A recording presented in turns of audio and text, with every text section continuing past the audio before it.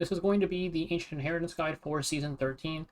I've gone over everything a couple times now, but I'll go over everything again, especially since we've got a lot of new players playing since the Origin update. This is the Ancient Inheritance database, which has pretty much everything you need to know about Ancient Inheritance. There's the live updating map here, which I'll show in a little bit. The link to this video will be here, of course, and then Derp's text guide if you want a second guide as well. The unequipped time for this Ancient Inheritance should be during the second week of AI, from 6/18 to 6/21. The gear sets we get this time is Protection and Crit. Pretty disappointing, but it's something at least. General units you'll want to use are here, but you can see them in the teams section as well. So let's get into the map first, because this will also let me explain the general way you should be playing Ancient Inheritance. So this is the map. This is the entirety of Zone 1. There's some info we don't have yet, like we don't know where the first phase of the boss will spawn. Basically, the way it works is you'll start off here, and then there are some mobs here. These are these little sword icons with the numbers. The numbers shows the level of the mobs. Higher level mobs are, of course, harder to fight, but they also give you more experience. All the different elements, there's one for each element: fire, ice, earth, light, and dark. You'll want to pick two elements. One for fire, ice, or earth, and then one of light or dark. And the way you get EXP is you want to pick the one that you have elemental advantage into. So this Ancient Inheritance, I plan on going fire and either a dark or light, not sure yet, but let's just say fire and light. I would fight earth enemies in order to get fire experience, and then fight dark enemies in order to get light experience. And this would be pretty much the way I move around, just hitting fire and dark, or earth and dark enemies. These chests require a key to open. You get some keys from just walking around and leveling up your exploration level, which exploration level is a separate thing from your element level. Element level you get by hitting mobs. Exploration level you get by opening these bags, or if I can find one, these tombstones. They give you EXP, and then moving around also just gives you exploration EXP. Exploration EXP, as you increase it, will give you here. You can see some of the boosts. You get more daily provisions. Moving around in Ancient Inheritance costs provisions, and so does interacting with literally anything. The amount you get is limited per day, but higher levels of exploration level do give you more daily provisions. There's also a limit on the amount of heroes that you can enlist. You can't swap them out freely. You only get, 10 withdrawals per season.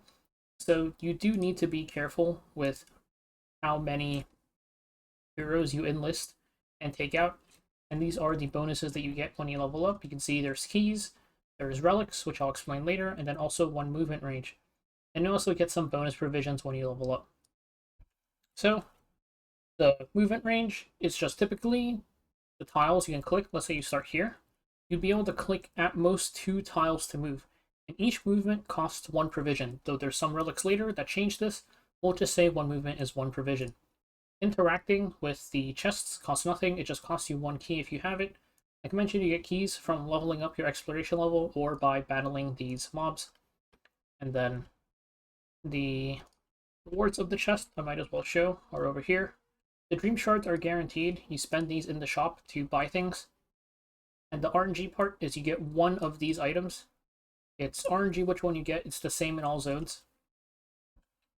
And then this here is the costs for interacting with the various objects and battles. You can see it's 5 for a normal battle, and then Elite War and Prongo will go over a little bit. Costs a little bit more. So when you start out, besides leveling up your exploration level and your element levels, you'll want to collect Dragon's Rage. You get Dragon's Rage just by attacking mobs. That's how you generate Dragon's Rage. You can see it here. This is how much rage you get for hitting these mobs. It goes per zone, pretty much. Then hitting some elites also gives you rage.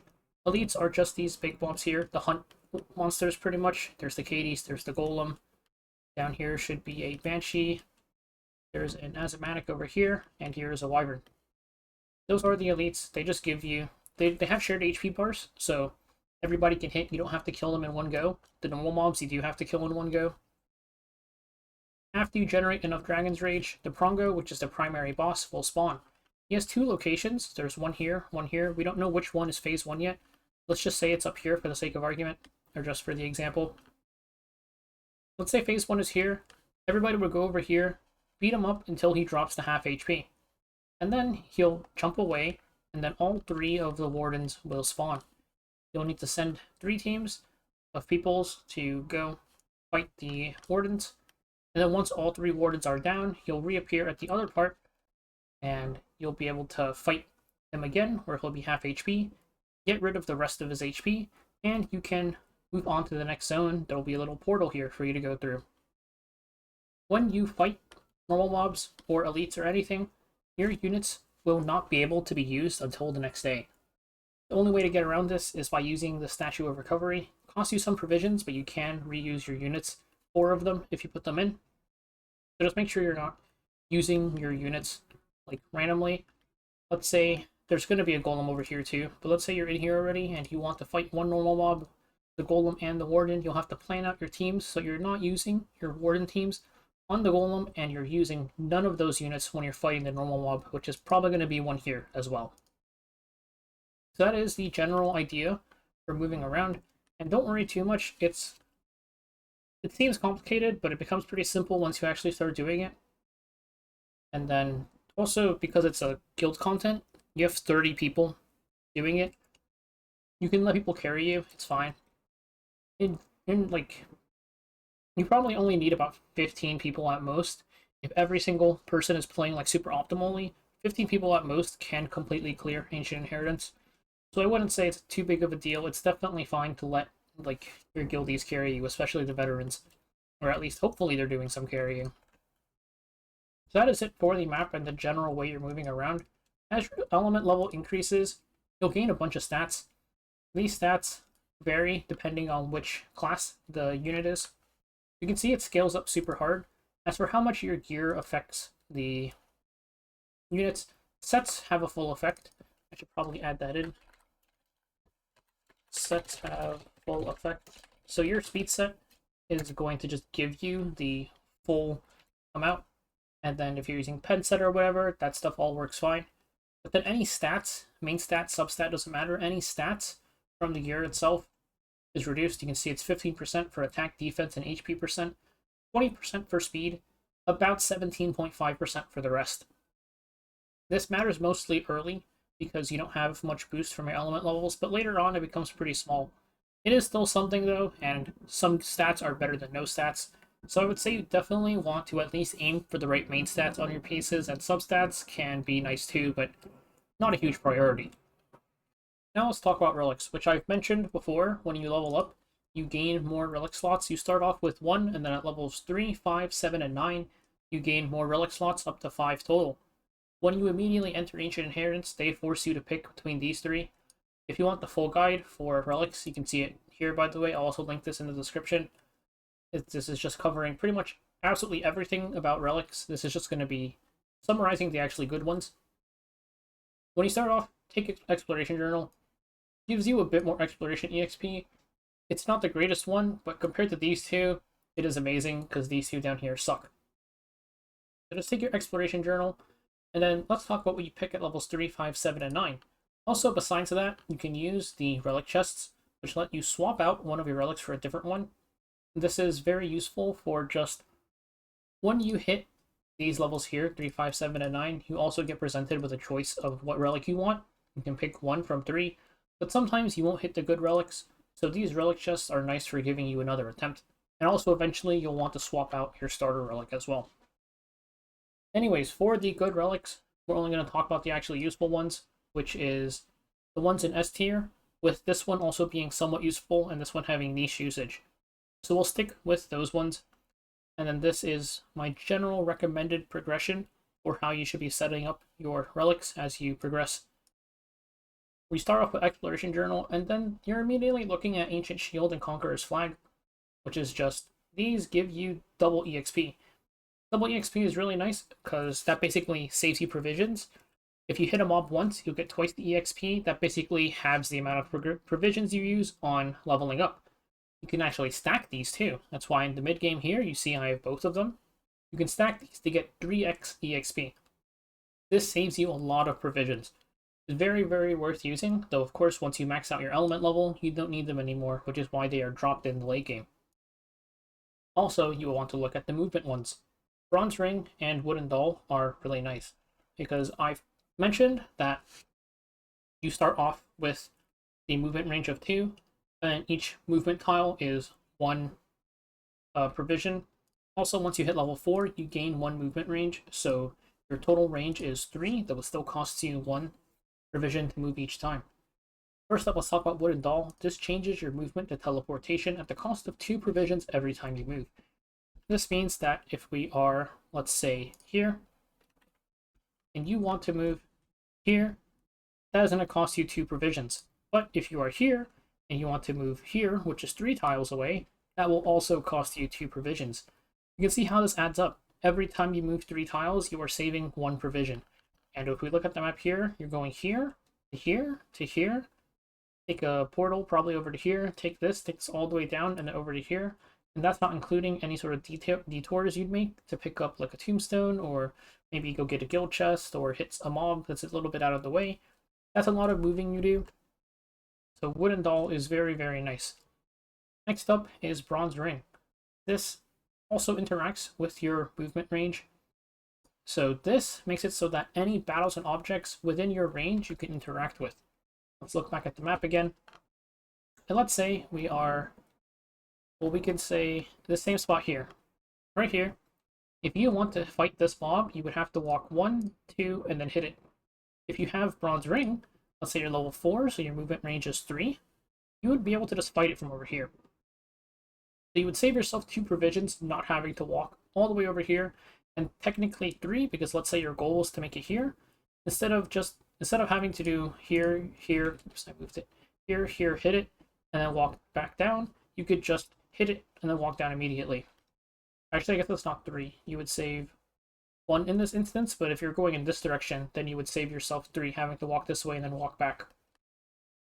And there is a way to make both of those relics stronger, which is here, Vitality Brew, because this increases your mobility range by 1 cell, which by itself is completely useless. But when you combine it with Ring or Doll, it becomes pretty useful, because now your teleport is 4 tiles, so you can start from here, and then 1, 2, 3, 4, end up here. So it's 1 tile further. This makes you save 2 provisions every single time you move. And it also interacts with Ring, because let's just say you're standing over here. 1, 2, 3, or how far can we go here? 1, 2, 3, 4. You can interact with all of these while standing over here. Vitality Brew is pretty useful for combining with Ring and Doll. There's also Wanderer's Pipe, which is pretty hard to use, I would say. I don't think this is good for new players, or even most experienced players. Its value varies very heavily depending on the map layout. So here, for example, let's just say you walk, like, your goal is to make an Ice Warden, and you clear the path to Ice Warden, you get rid of the Banshee here and the Banshee here, but the Warden hasn't spawned yet, like your guild is slow, so you take the portal out, you're over here, and you're hitting some more mobs to help spawn the Warden, and maybe you make your way over to the Warden or something and get it to 50%. Now you want to get back here, you can just use the Wanderer's Pipe, click on the tile, and you can teleport here for 5 provisions. Your teleport is once a day, and you can only teleport to places that you've physically seen yourself. Your vision range is also the same as your movement range, roughly, so you could teleport to places that you've been within a few tiles of. So this is pretty useful if you ever have to backtrack, but the other strat for it is here. So guild chests are chests where when you open them, the rewards go to literally everybody. And this is behind a fence. This costs you 15 provisions to clear and gives you a very small amount of EXP.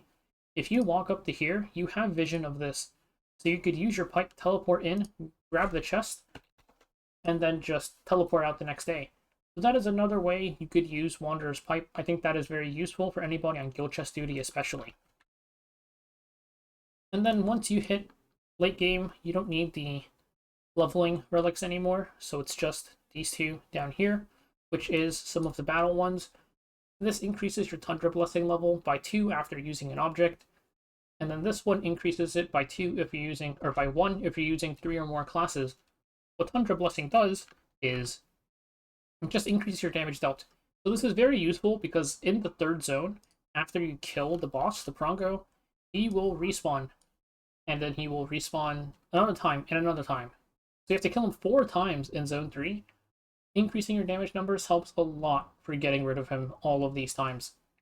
Of course, it's more important for you to just have element levels early, so I wouldn't pick these up until you have your element levels maxed out. That is it for... Actually, that is not it, because I said I'd talk about Sweet Supply. This lets you give 5 provisions twice a day to guild members, which is not fantastic, but it's really useful if you have some really strong people who you need to give a bunch of relics or a bunch of provisions to. It's pretty much funneling provisions into certain stronger members, which can be useful, especially if you're a newer player or just somebody who doesn't really want to play AI but wants to at least do something. Food supply is pretty nice. And then we can also just look at the teams here for the elites and the Warden / Prongo. You can see all of the teams you need to fight them in this part of the database as well. You can also see their skills here if you want to read up on what their skills do. But just whenever you're fighting something, just come here and check what you should be using to fight it. Now let's talk about what units or elements you should invest in. The big thing about Ancient Inheritance is that when you put a unit in, they will instantly become maxed out. Level 60, 6-star Awaken, plus 15. If they have a specialty change, their tree will be completely filled out as well. So you really don't have to invest into the units that you will be using in Ancient Inheritance. And that is very nice because some of these units are pretty useless, like Tenebria or Cirilla. Like, these units are not units you want to be building, or Haste. These 3 units are pretty much completely useless, and you don't want to be building these, but you can use them because Ancient Inheritance will just max them out. In terms of what elements you should pick, I would say it largely comes down to what do you own. See what units in the core or other that you own. Core is just, these units are used in some sort of important format, which is just bossing. Like, we can talk about Fire first, which is just Hazel, Carmine Rose, Ken, and Elias is pretty solid into Prongo. And then Hazel, Haste, I think it's Tenebria and Litica are good into the Golem. And then for Warden, you can do something like Hazel, Haste, Tenebria, and Sirmia for the Warden. So these are pretty much just the important bossing units. Same for the other elements. And then other, it's just stuff like backup units, because like I mentioned, what if you're hitting the Golem and the Warden in the same day, and you don't want to use a Revival statue? Usually the Revival statues are pretty far out from where the Warden is. Then you run a backup team or something. Like for the Warden, let's say you're using Hazel, Haste, Tenebria, and Sirmia for the Warden. Then your Golem backup team would be something like Akadi, Cirilla, Carmine Rose, and Litica. So also some units for just leveling, like Ravi is pretty decent for just killing trash mobs. You could run her by herself. So that is what the general usage of these units are. For what element? You want 1 of Fire, Ice, or Earth, and then 1 of Light or Dark, ideally.